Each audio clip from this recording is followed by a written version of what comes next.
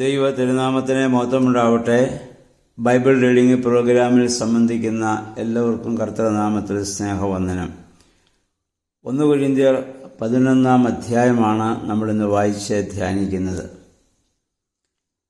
11-ാം അധ്യായത്തിൽ പൗലോസ് ആദ്യമേ തന്നെ കൊരിന്ത്യയിലെ വിശ്വാസികളെ അഭിനന്ദിക്കുകയാണ്. അതായത് സഭാ നേതൃത്വത്തിലുള്ളവരോടുള്ള അവരുടെ അനുസരണവും അവരെ അനുസരിച്ചുകൊണ്ടുള്ള അവരുടെ പെരുമാറ്റവും അദ്ദേഹം അവരെ ഭരമേൽപ്പിച്ച കൽപ്പനകളും വിശ്വാസ സത്യങ്ങളും ആചാരങ്ങളും നിർദ്ദേശങ്ങളൊക്കെ അവരനുസരിക്കുന്നതിൽ അവരെ അഭിനന്ദിക്കുന്നു. 2 തെസ്സലോനിക്കർ 2:15 പൗലോസ് പറയുന്നുണ്ട്, ഞാൻ വാക്കിനാലോ ലേഖനത്തിലാലോ നിങ്ങളെ അറിയിച്ചതിലൊക്കെ നിങ്ങൾ ഉറച്ചു നിൽക്കണം. അത് കൊരിന്ത്യ സഭ ഇവിടെ കൃത്യമായി അത് ചെയ്യുന്നുണ്ട്. 3 മുതൽ 11 വരെയുള്ള വാക്യങ്ങൾ സ്ത്രീകൾക്കുള്ള ഒരു പെരുമാറ്റച്ചട്ടവും അവരെ ആദരിക്കേണ്ടതായ ആചാരവുമാണ്. അന്ന് നമ്മൾ മനസ്സിലാക്കണം, അന്നത്തെ കൊരിന്ത്യ സഭയിൽ 2 വിഭാഗം ആളുകളുണ്ട്. ഒന്ന് യഹൂദരിൽ നിന്ന് ക്രിസ്ത്യാനികളായവരുണ്ട്, 2 വിജാതിയിൽ നിന്ന് വിശ്വാസികളായവരുമുണ്ട്. അവർ തമ്മിലുള്ള ആചാര അനുഷ്ഠാനങ്ങൾ നേരത്തെ വളരെ വ്യത്യസ്തമായിരുന്നു. യഹൂദന്മാരുടെ പല ആചാരങ്ങളും രീതികളും വിജാതികൾക്കില്ല. അതിലൊന്നാണ് മൂടുപട പ്രശ്നം. യഹൂദന്മാരെ സംബന്ധിച്ചിടത്തോളം അവരുടെ സ്ത്രീകൾ മൂടുപടം ധരിച്ചുകൊണ്ടാണ് ആരാധനയിൽ അവർ പങ്കെടുക്കുന്നത്. എന്നാൽ വിജാതികൾക്ക് അങ്ങനെയുള്ള ഒരു രീതി ഇല്ലായിരുന്നു.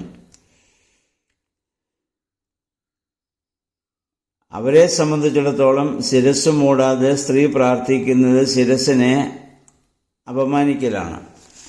ഇവിടെ മൂടുപടമെന്ന് പറയുമ്പം അത് തല മുഴുവൻ മൂടി പാദം വരെ എത്തുന്ന ഒരു വേഷവിധാനമാണ്. അല്ലാതെ മുടി മാത്രം ഇത് മറയ്ക്കുന്നതല്ല. എബ്രായ സ്ത്രീകൾ പുരുഷന്മാരെ ബഹുമാനിക്കുന്നതിൻ്റെ ഭാഗമായിട്ടാണ് അത് ധരിച്ചു വന്നത്. ഉൽപ്പത്തി പുസ്തകം 24-ാം അധ്യായത്തിൻ്റെ 65-ാം വാക്യം, അബ്രഹാമിൻ്റെ ദാസനായിരുന്ന ഏലയാസാർ പോയി ഇസഹാക്കിന് ഭാര്യയായ റെബേക്കായെ കൂട്ടിക്കൊണ്ടുവരുന്ന സംഭവം അവിടെ നമ്മൾ വായിക്കുന്നുണ്ട്. അപ്പം റിബേക്ക വരുന്നത് പ്രതീക്ഷിച്ച് വെളിമ്പ്രദേശത്ത് വന്നു നിൽക്കുന്ന ഇസഹാക്കിനെ കണ്ടപ്പം റിബേക്ക ഒട്ടകപ്പുറത്ത് നിറങ്ങി മൂടുവസ്ത്രം ധരിച്ചു എന്ന് നമ്മളവിടെ വായിക്കുന്നുണ്ട്. ഉത്തമഗീതം 5:7 പറയുന്നു, ഒരു സ്ത്രീയുടെ മൂടുപടം ബലാത്കാരമായി എടുത്തു കളയുന്നത് അവളെ മാനഭംഗപ്പെടുത്തുന്നതിന് തുല്യമാണ്. അന്നത്തെ എല്ലാ പ്രാദേശിക സഭയിലും നിലനിന്ന ആചാരമായിരുന്നത്. അത് കൊരിന്ത്യയിലെ വിശ്വാസികളും കർശനമായി പാലിക്കണമെന്നാണ് പൗലോസ് ഇവിടെ ആവശ്യപ്പെടുന്നത്. അപ്പോൾ ഈ ഒരു വേദഭാഗം ചൂണ്ടിക്കാട്ടിക്കൊണ്ട് അപ്പസ്തോലിക സഭകളിൽ വൈദികർ ധരിക്കുന്നത് ആയ തൊപ്പി അല്ലെങ്കിൽ മെത്രാപ്പോലിത്തന്മാർ ഇടുന്നതായ മസ്നബ്സ, അത് പൗലോസ് കൽപ്പനയ്ക്ക് വിരുദ്ധമാണെന്നും അത് ശിരസിനെ അപമാനിക്കലാണെന്നും ഒക്കെ പറയുന്നവരുണ്ട്. ഇവിടെ നമ്മൾ മനസ്സിലാക്കേണ്ടത്, ഒരു മനുഷ്യൻ്റെ തല എന്ന് പറയുന്നത് മുടിയുടെ ഭാഗം മാത്രമല്ല, കഴുത്തിന് മുകളിലോട്ടുള്ള ഭാഗം മുഴുവൻ ആണ് തലയെന്ന് പറയുന്നത്. അപ്പോൾ അത് നമ്മുടെ കണ്ണ്, മൂക്ക്, ചെവി എല്ലാം അതിൽ ഉൾപ്പെടുന്നതാണ്. സ്ത്രീകൾക്ക് പറഞ്ഞ മൂടുപടവുമായി പുരോഹിതർ ഉപയോഗിക്കുന്ന തൊപ്പിക്ക് യാതൊരു ബന്ധവുമില്ല. കാരണം യഹോവയെ ദൈവം മോശയോട് കൽപ്പിച്ചത് വായിക്കണം. അത് പഴയ ആ നിയമത്തിൽ ആ തലപ്പാവ് ധരിക്കണമെന്നുള്ളത് നിയമമായി അവരോട് ആവശ്യപ്പെടുന്നുണ്ട്. പുറപ്പാട് പുസ്തകം 28:38, 39:40, എസെക്കിയേൽ 44:18 ഇവിടെയൊക്കെ നമുക്കിത് കാണാൻ പറ്റും. അപ്പോൾ അവർക്ക് തലപ്പാവ് വേണമെന്ന് ആവശ്യപ്പെട്ടത് ദൈവം തന്നെയാണ്. അപ്പം അങ്ങനെ ആ വചനത്തെ ആദരിക്കുന്നവർക്ക് പഴയ നിയമത്തിലെ യഹൂദന്മാരും അവർക്ക് ഈ മൂടുപടമല്ലാത്തതുകൊണ്ട് അവർ തൊപ്പി ധരിച്ചിരുന്നു. അതിനെ ഒരിക്കലും പൗലോസ്ലീഹ കുറ്റപ്പെടുത്തിയിട്ടില്ല. സ്ത്രീകൾ മൂടുപടം ധരിക്കുന്നതിനെക്കുറിച്ചാണ് ഇവിടെ പറഞ്ഞിരിക്കുന്നത്. എന്നിട്ട് അവിടെ പറയുന്നത് ദൈവദൂതന്മാരെ ആദരിച്ച്, അതിൻ്റെ 10-ാം വാക്യം, ദൈവദൂതന്മാരെ ആദരിച്ച് ക്രിസ്തീയ ആരാധനകളിൽ അങ്ങനെ ചെയ്യണമെന്നാണ്. അപ്പം ക്രിസ്തീയ ആരാധനകൾ ദൈവദൂതന്മാരുടെ സാന്നിധ്യമുണ്ട്, മാലാഖമാരുടെ അനേക ഗണങ്ങളുടെ സാന്നിധ്യമുണ്ട്. എബ്രായ ലേഖനം 12:22 മുതലുള്ള വാക്യങ്ങൾ നമ്മൾ വായിക്കുമ്പോൾ ആരാധനയ്ക്ക് വരുന്ന നമ്മൾ സ്വർഗീയ സീയോനടുത്ത് വരുന്നെന്നും മാലാഖമാരുടെ അനേക ഗണങ്ങൾ അവിടെ ഉണ്ടെന്നും നമ്മൾ വായിക്കുന്നുണ്ട്. പിന്നെ ഇനിയും അതിൻ്റെ 17 മുതലുള്ള വാക്യങ്ങളിൽ അത്താഴ വിരുന്നിലുണ്ടായിരുന്ന ഒരു ഭിന്നിപ്പിനെ കുറിച്ചാണ്. യഹൂദന്മാരെ സംബന്ധിച്ചിടത്തോളം ആ കാലഘട്ടങ്ങളിൽ ആദിമസഭയിലും ആരാധന കഴിഞ്ഞ് എല്ലാവർക്കും സ്നേഹവിരുന്നുണ്ട്. അപ്പം അങ്ങനെയുള്ളതായ കാര്യങ്ങളിൽ ഇന്നത്തെ ആളുകൾ കയ്യുകൊള്ളവൻ മിടുക്കൻ എന്ന് പറഞ്ഞതുപോലെ മുന്നമേ വന്ന് ഭക്ഷണം കഴിക്കുകയും മറ്റുള്ളവർക്കത് ഇല്ലാതിരിക്കുകയും മറ്റുള്ളവരെ പരിഗണിക്കാതിരിക്കുകയും ചെയ്യുന്ന ഒരു സാഹചര്യത്തിലാണ് പൗലോസ്ലീഹ അത് അവരോട് ആവശ്യപ്പെടേണ്ടതായിട്ട് വരുന്നത്. അപ്പം അതിനെയൊക്കെ കുറിച്ചുള്ള പരാതി ഒരു പക്ഷേ പൗലോസ്ലീഹയുടെ മുന്നിൽ എത്തിയിട്ടുണ്ടാവും, ആളുകളൊക്കെ അങ്ങനെ ചെയ്യുന്നതിനെക്കുറിച്ച്. ഇവിടെ പൗലോസ്ലീഹ പറയുന്നുണ്ട്, പിന്നിപ്പോൾ ഒരു പരിധി വരെ നല്ലതാണ്, കാരണം അതിൽ യോഗ്യന്മാരെ നമുക്ക് തിരിച്ചറിയാൻ പറ്റും എന്ന് പറഞ്ഞാൽ അതിൻ്റെ അർത്ഥം കലഹം ഉണ്ടാക്കണമെന്നല്ല. അപ്പോഴാണ് യഥാർത്ഥ വിശ്വാസികളെ നമുക്ക് കാണാനായിട്ട് നമുക്ക് സാധിക്കുന്നത്. ഭിന്നതകൾ വരുമ്പോഴാണ് ആരാണ് സ്ഥിരവിശ്വാസി അല്ലെങ്കിൽ ആരാണ് പെട്ടെന്ന് കാലുമാറുന്നതെന്നൊക്കെ നമുക്ക് മനസ്സിലാക്കാൻ പറ്റും. അപ്പോൾ അവർ ഇങ്ങനെ ഒരുമിച്ച് കൂടുമ്പോൾ അവർ നടത്തി വന്നിരുന്ന പൊതു സ്നേഹ വിരുന്നിൻ്റെ കാര്യത്തിലാണ് പൗലോസ്ലീഹ അവർക്ക് ഇങ്ങനെ ഉള്ള നിർദ്ദേശങ്ങൾ അവർക്ക് കൊടുക്കുന്നത്. ഇനി 23 മുതൽ 30 വരെയുള്ള വാക്യങ്ങളിൽ വിശുദ്ധ കുർബാന എങ്ങനെ അനുഭവിക്കണം എന്നതിനെക്കുറിച്ച് പൗലോസ്ലീഹയുടെ കർശനമായ ഒരു നിർദ്ദേശം ഇവിടെ കാണുന്നുണ്ട്. അദ്ദേഹം പറയുന്നു, കർത്താവിൽ നിന്ന് എനിക്ക് ലഭിച്ചതും ഞാൻ നിങ്ങളെ ഫലമേൽപ്പിച്ചതുമായ കാര്യം. അപ്പം അദ്ദേഹത്തിന് അല്ലെങ്കിൽ വിശുദ്ധ കുർബാന എന്ന കൂദാശയെക്കുറിച്ചുള്ള വിശ്വാസ സത്യമാണ്. അത് അദ്ദേഹത്തിന് കർത്താവിൽ നിന്ന് ലഭിച്ചതായ അറിവാണെന്ന് അദ്ദേഹം ഇവിടെ പറയുന്നു. നമുക്കറിയാം, ഇതിനു മുമ്പും അനേക പ്രാവശ്യങ്ങൾ പല ദർശനങ്ങൾക്ക് വിധേയമായ ആളാണ് പൗലോസ്ലീഹ. അപ്പോൾ കർത്താവിൽ നിന്ന് നേരിട്ട് അദ്ദേഹത്തിന് ഈ അറിവ് ലഭിച്ചതാണെന്ന് നമുക്ക് വിശ്വസിക്കുന്നതിൽ യാതൊരു തെറ്റുമില്ല. സ്ഥാപന വചനങ്ങൾക്ക് ശേഷം എൻ്റെ ഓർമ്മയ്ക്കായി ഇത് നിങ്ങൾ ചെയ്യുവീൻ എന്നുള്ള ആജ്ഞ മൂലം കർത്താവിൻ്റെ വരവ് വരെ ഇത് അനുഷ്ഠിക്കപ്പെടേണ്ടതാണെന്ന് കർത്താവ് തന്നെ അത് നിർദ്ദേശിച്ചു. എൻ്റെ ഓർമ്മയ്ക്കായി നിങ്ങളിത് ചെയ്യുവീൻ. നമ്മൾ ഈ ഓർമ്മ എന്ന് പറയുമ്പം വെറും മാനസിക തലത്തിലുള്ള ഓർമ്മയല്ല ക്രൈസ്തവ ആരാധന. ഓർമ്മ എന്നതിന് എബ്രായ ഭാഷയിൽ ഷക്കാർ എന്നും പഴയ നിയമത്തിൽ, പുതിയ നിയമത്തിൽ ഗ്രീക്ക് ഭാഷയിൽ അനാംനെസിസ് എന്നും 2 വാക്കുകളാണ് ഉപയോഗിക്കുക. എബ്രായ ഭാഷയിൽ ഷക്കാർ എന്നും ഗ്രീക്ക് ഭാഷയിൽ അനാംനെസിസ് എന്നും. അതിൻ്റെ അർത്ഥം കർമ്മപരമായ ഓർമ്മയാണ്. ആരാധനയിൽ ഓർമ്മ എപ്പോഴും കർമ്മപരമാണ്. എന്നിട്ട് കർത്താവ് അപ്പവും വീഞ്ഞും എടുത്തിങ്ങനെ കാണിച്ചിട്ട്, ഞാൻ വരുവോളം ഇപ്രകാരം ഞാനിങ്ങനെ ചെയ്തതുപോലെ തന്നെ നിങ്ങൾ ചെയ്യുവിൻ. അത് കർമ്മപരമായി ചെയ്യണമെന്ന് തന്നെയാണ് കർത്താവ് ശിഷ്യന്മാരോട് ആവശ്യപ്പെട്ടത്. അവർ പിന്നീട് അത് തുടർന്നു വന്നതും അപ്രകാരം ഇന്നും സഭയിൽ നടക്കുന്നത് അപ്രകാരമാണ്. ഇപ്പോൾ ഓർമ്മ എന്ന് പറയുമ്പോൾ വെറും ചിന്താപരമായ ഒരു ഓർമ്മയല്ല ഇവിടെ പറയുന്നതെന്ന് പ്രത്യേകമായി നമ്മൾ മനസ്സിലാക്കേണ്ടതാണ്.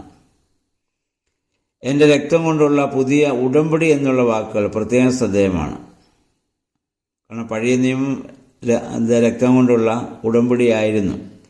അതിന് പകരമായി യേശുക്രിസ്തു തൻ്റെ രക്തം കൊണ്ടുണ്ടാക്കിയ ആ ഉടമ്പടിയാണിത്. അത് അപ്രകാരം ചെയ്യുവാൻ, ഞാൻ വരുന്നത് വരെ ചെയ്യുവാൻ കർത്താവ് പരമേൽപ്പിച്ചത് സ്ത്രീഹന്മാരെയാണ്. അല്ല, എല്ലാവർക്കും അത് കയറി ചെയ്യാൻ പറ്റില്ല.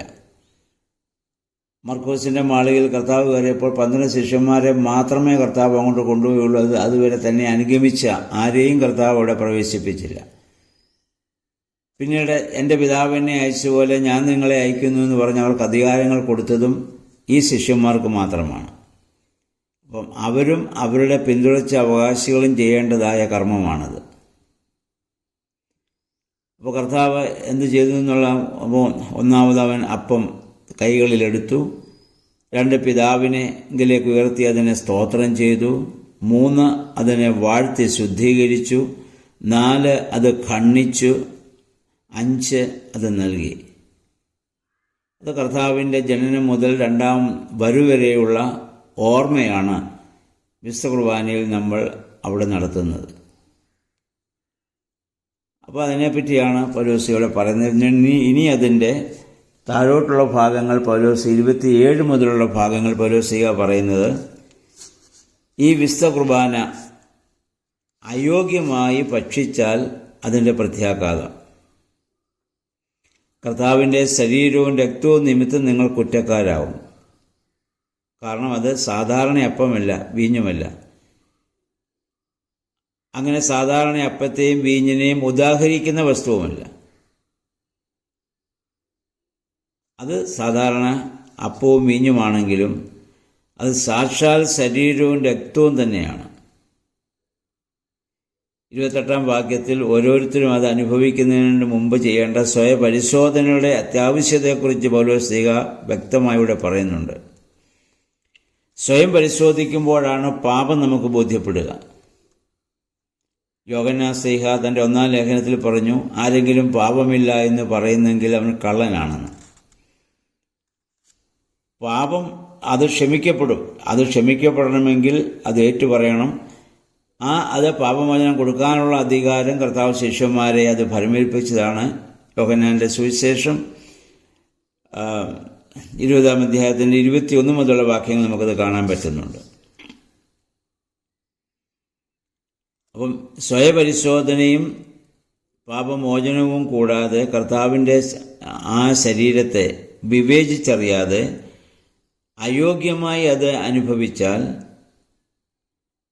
ഓരോരുത്തരും തങ്ങൾക്ക് തന്നെ ശിക്ഷാവിധി വരുത്തുകയാണെന്നും അത് നിമിത്തമുള്ള ദുരനുഭവങ്ങൾ 30-ാം വാക്യത്തിൽ നമ്മൾ വായിക്കുന്നു.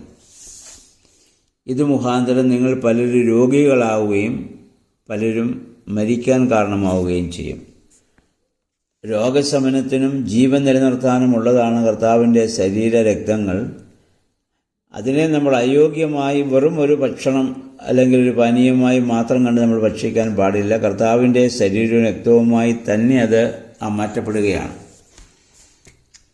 അപ്പം ആ രീതിയിൽ അതിനെ വിശ്വസിച്ചുകൊണ്ട് വിശുദ്ധിയോടെ, ശാരീരികവും മാനസികവും ആത്മീയവുമായ 3 വിശുദ്ധിയിൽ അതനുഭവിക്കാൻ നമുക്ക് സാധിക്കണം. ഇല്ലെങ്കിൽ അതിന് വിപരീത ഫലമുണ്ടാകും. വളരെ സൂക്ഷ്മതയോടും ശ്രദ്ധയോടും നാം അനുഭവിക്കേണ്ടതാണ് വിശുദ്ധ കുർബാന. സുറിയാനി സഭ ആ കാര്യത്തിൽ ഈ കഴിഞ്ഞൊരു കാലം വരെ വളരെ കർശനമായ രീതിയായിരുന്നു അവലംബിച്ചിരുന്നത്. ഇപ്പോൾ അത് മാറി. ഇപ്പോൾ ഓരോരുത്തരും അവരവരുടെ ഇഷ്ടമനുസരിച്ച് തോന്നുമ്പോൾ വന്ന് ദേവാലയത്തിൽ വന്നതിന് ശേഷമാണ് പലരും ഇത് തീരുമാനമെടുക്കുക, കുർബാന അനുഭവിക്കണോ വേണ്ടയോ എന്ന്. സഭയുടെ രീതി അതല്ല. തലേ ദിവസം സന്ധ്യ മുതൽ, സന്ധ്യയ്ക്കൊരു ദിവസം ആരംഭിക്കുന്നതുകൊണ്ട് തലേ ദിവസം സന്ധ്യ മുതൽ പ്രാർത്ഥനകളും ധ്യാനങ്ങളൊക്കെ നടത്തി രാവിലെ ആ വിശുദ്ധിയോടെ ദേവാലയത്തിൽ വന്ന് കർത്താവിനെ ആരാധിച്ച് അതിൻ്റെ പൂർണ്ണതയിൽ അവസാനം കർത്താവിനെ ഞാൻ സ്വീകരിക്കുന്നു എന്നുള്ള പൂർണ്ണ വിശ്വാസത്തോടും ആ പൂർണ്ണ സമർപ്പണത്തോടും ഒക്കെയാണ് ഇത് സ്വീകരിക്കേണ്ടത്. അപ്പോൾ മണിക്കൂറുകൾ നീണ്ടു നിൽക്കുന്ന ഒരുക്കത്തിൻ്റെ പൂർണ്ണതയിലാണ് വിശുദ്ധ കുർബാന അനുഭവിക്കാനുള്ള ക്രമീകരണം സഭ ചെയ്തു വച്ചിരിക്കുന്നത്. പക്ഷേ ഇന്ന് പലരും മറ്റു ചില സഭകളിലെ രീതി കണ്ടിട്ടാവാം ദേവാലയത്തിൽ വന്നതിന് ശേഷം അപ്പോഴാണ് തീരുമാനമെടുക്കുന്നത് ഇന്ന് കുർബാന അനുഭവിക്കണോ വേണ്ടയോ. അത് പാടില്ലാത്തതാണ്. ശ്രദ്ധാപൂർവം നമ്മൾ കൈകാര്യം ചെയ്യേണ്ട ഒരു വിഷയമാണ്. ഇത് പൗലോസ്ലീഹ കർത്താവിൽ നിന്ന് നേരിട്ട് ലഭിച്ച ആ അറിവാണ് ഇവിടെ പ്രഖ്യാപിക്കുന്നതെന്ന് നമ്മൾ വ്യക്തമാക്കി അതിൻ്റെ ആ സീരിയസ്നെസ് നമ്മൾ മനസ്സിലാക്കി വളരെ വിശുദ്ധിയോടും ആദരവോടും പ്രാർത്ഥനാപൂർവം കർത്താവിൻ്റെ ഓരോ വിശുദ്ധ കുർബാനയിലും സംബന്ധിക്കുവാൻ നമുക്കിടയായി തീരണം. ഇന്ന് പൗലോസ്ലീഹയുടെ ഈ നിർദ്ദേശങ്ങളനുസരിച്ച് ജീവിതത്തെ നമുക്ക് ക്രമപ്പെടുത്താം. ദൈവം തൻ്റെ പരിശുദ്ധാത്മാ മുഖാന്തരം അതിന് നമ്മെ ശക്തീകരിക്കട്ടെ.